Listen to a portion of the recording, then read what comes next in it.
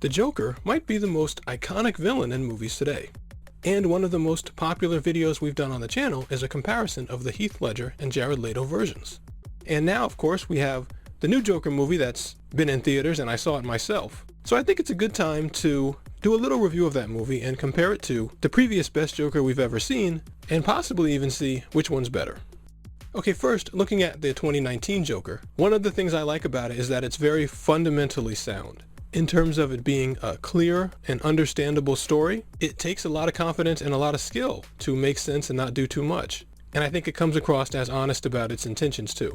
Because of those, I actually think that Todd Phillips should just take over the Batman franchise as a whole. And of course, there are some other things to point out too.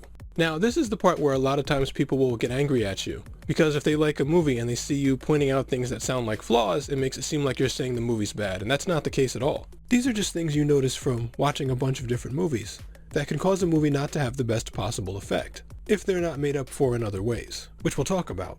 But anyway, I don't think the Joker should have been related to Thomas Wayne in any way. That's an example of what I call a scale problem, and it's a rather tricky thing that shows up in writing, and I guess it's the kind of thing you might only notice if you're pretty obsessed with this stuff. But you always want to have poignance in your story, and you do get that out of having your hero and villain be related, but it also costs you in other ways. Like, for example, if you're out and you see a husband and wife or brother and sister arguing, you're not going to be nearly as interested in that as if you saw two people arguing who clearly didn't know each other. If those people don't know each other, that means it's something much more immediate. It probably happened there. It could involve you. It's something you probably need to pay attention to, and so on. A lot of times when families are arguing, you try not to listen to it. And so you get a lot more energy, a lot more of a sense of importance and scale and interest when the characters involved don't have a previous relationship to each other. You want to see them meet for the first time on screen, basically, and have their own lives. And what's tricky about it is that, like we said, having the characters be related does add poignance to it, but it costs you in those other ways, and there's ways you can get that poignance without losing that sense of scale.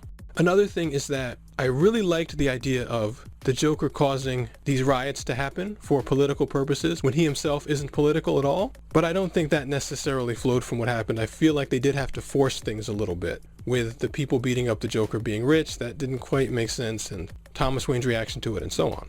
But the funny thing about that, and this is where we get to talk about different things, is that that stuff didn't necessarily need to work.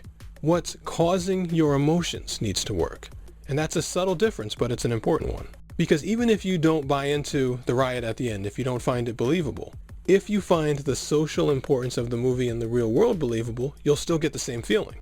And of course, a lot of people think this movie is a counterpoint to the political slant that's been in entertainment lately. And if you understand that, and I can see that, then it works just fine.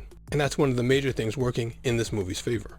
It's got a lot of real-world prominence and power, while also being a clearly told, patient story. So now let's compare this a bit to The Dark Knight. We did talk about The Dark Knight in the previous video, so we don't need to go into too much detail there. But in general, I think when we do this, people want to cut the crap out, you might say, and just compare the two acting performances if you want to know which one's better. But I don't think we can actually do that. Our emotions are like a bathtub that fills up with water. You can't divide that water back into the buckets it came from. So when we look at the two performances, we have to look at the movies as a whole. And both of them have a really huge emotional effect, even though it's for different reasons. The newer version of the Joker had the strong effect for reasons we just said, and The Dark Knight didn't have that, but I think The Dark Knight was more fundamentally sound as a story itself. Mainly because it had a traditional setup with a hero and so on, whereas Joker was telling the story of a villain, which put it in a more difficult spot. And you need a hero in a story, if you're going to look at it fundamentally. And that's where normal theories of writing often get confused. You want to have someone who the audience identifies with, who they want to see achieve their goals, and who, when they achieve those goals, unlocks the sense of confirmation and a lot of other emotional things for the audience. Those are all very powerful. They're some of the strongest things we can feel. And in The Dark Knight, we got to see Batman do all those things, so we have that positive impression that we also associate with seeing Heath Ledger's Joker. But the newer Joker works a little bit differently. The hero in that one isn't Bruce Wayne or Batman, and it's not Arthur Fleck, the Joker. It's Todd Phillips and Joaquin Phoenix, who, like we said, in a lot of people's minds, are making bold decisions that are going against the current slant of movies. And watching someone try to make a movie like that, and seeing them succeed and having a great movie that's well received, people rooting for it to gross $1 billion, which it eventually did, is unlocking all the same emotions. And so even if The Dark Knight as a movie in itself creates a stronger impression, they're still pretty much equal in terms of the actual impression they make overall. And another thing that's interesting about it is that even though both these characters are called the Joker, the effect they have is polar opposite. Heath Ledger spends the whole movie dominating every other character, whereas Joaquin Phoenix spends most of his movie being dominated. But both of those work on our emotions slightly differently. When you dominate every other person, as Heath Ledger's character did, it makes you interesting.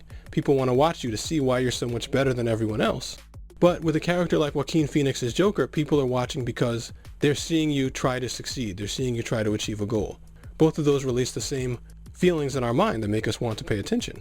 But when a character is already stronger than everybody else, as Heath Ledger's Joker was throughout the whole Dark Knight movie, you don't actually have anywhere else to go. Because it's a fictional character, there's not really a lot to learn by paying attention to him, except of course to study his performance as an actor and so on, which is another real-world equivalent. But with Joaquin Phoenix's character, because you're watching him fight back and become this thing, you actually can get the feeling of somebody overcoming all the difficulties in their life. So while you're interested in both characters, Joaquin Phoenix's Joker can generate a greater emotional payoff in the end. And looking at somebody else's talent as an actor is a little bit different from looking at somebody giving their best effort to give a great performance. Which of course I think both of them were doing, but you really saw it with Joaquin Phoenix's character because he spent so much time struggling emotionally and not just giving the best one-liners. So if we're going to look at the two in an overall sense, I don't think anything can replace the depth of feeling that people have for Heath Ledger's last performance. And the quality level of The Dark Knight is something that very few movies will ever be able to match. But I do think that the new Joker is well done enough, and because of its spot in the world currently, if that Joker character goes on to show up more in the DC universe and have a greater significance to them, potentially overcoming Marvel, I even think that Joaquin Phoenix's Joker can become, in many people's minds, the most remembered. Thanks for your time. Click the notification bell if you haven't already, and I'll be back soon.